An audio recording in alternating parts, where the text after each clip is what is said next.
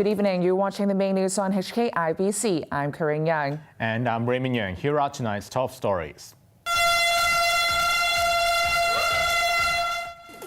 Bizarre scenes at annual marathon as runners evade marshals imposing cut-off times. Elderly woman killed in Wong Tai Sin traffic accident.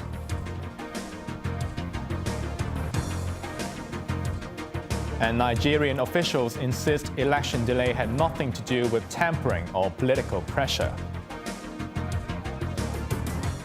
Over 64,000 runners participated in the Hong Kong Marathon this morning, but at least 29 were taken to hospital and 2 are said to be in serious condition. There were also chaotic scenes en route as some half-marathon runners who missed the faster cut-off time this year tried to barge through marshals. Riley Chan reports. The annual Hong Kong Marathon took place this morning, and all eyes were on the new cut-off times for half-marathoners in the challenge group. The organizer only notified runners a week ago that the time limit would be reduced from 3 hours to 2 hours and 25 minutes. 2 cut-off times were also imposed along the route. The first cut-off point was set at the toll plaza of Western Harbour Crossing, 14 kilometers from the start. Runners who failed to pass the point by 7 a.m., 1 hour and 15 minutes after they began, were intercepted by marshals. But many runners ignored the route despite repeated warnings. That forced marshals to chase after some runners, leading to chaotic scenes. The organizer previously explained the adjustment was to prevent slower runners from blocking the leading pack of the full marathoners, most of whom invited from overseas. But participants were not happy with the abrupt changes. This runner, who just missed the cut by 2 minutes, said it is not fair that the organizer only announced the changes a week ahead of the event. Runners like her got on buses taking them to the finish line, but dozens of others chose to stay put and wait for the full marathoners to pass. So they could continue their race since the finish time was not their biggest concern. Over 64,000 runners took part in the city's biggest sporting event this morning amid punishing weather. They had to first endure the humidity and strong winds at the beginning of the race before they entered the undersea Western Harbour Crossing, where many complained of the suffocating heat despite the organizers saying there would be proper ventilation. At least 29 people were admitted to hospital, with 2 said to be in serious condition. Riley Chan, HKIBC. New records were observed at both the men's and women's marathon today.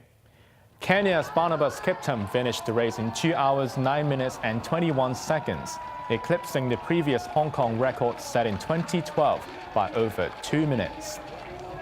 The women's category was won by Belarusian Foka Masuranak, also in record time, 2 hours, 26 minutes and 13 seconds. They each received $75,000 in prize money. Hong Kong runner Christy Yu won the women's half marathon, finishing in a blistering 1 hour, 16 minutes and 29 seconds. Financial Secretary Paul Chan denied reports of a $2,000 cash handout for students in his upcoming budget, dismissing them as rumors. He also pledged to tide local businesses over a possible economic slowdown. Yupina Ng reports.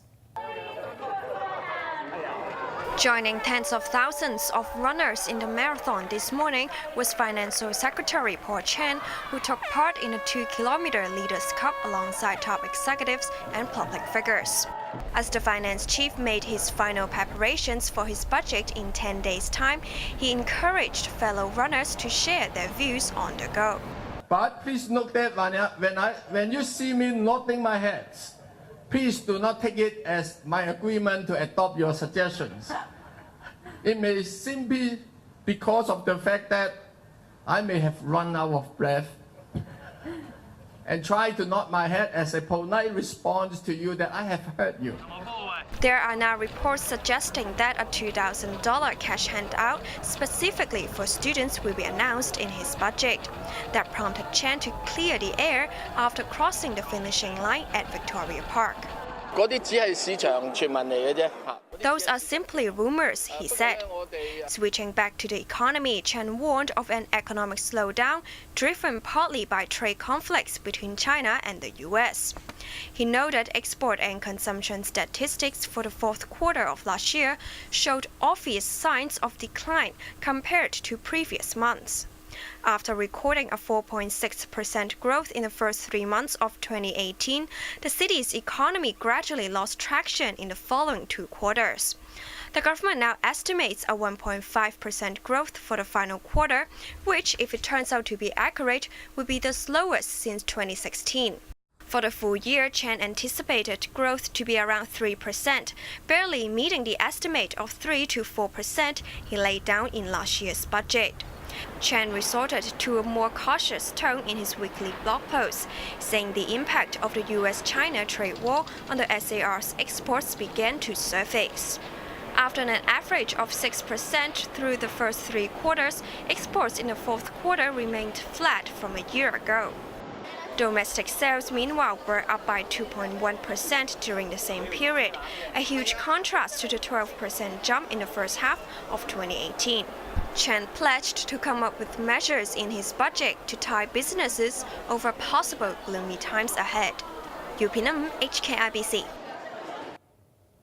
A 70-year-old woman was killed in a traffic accident in Wong Tai Sin this morning.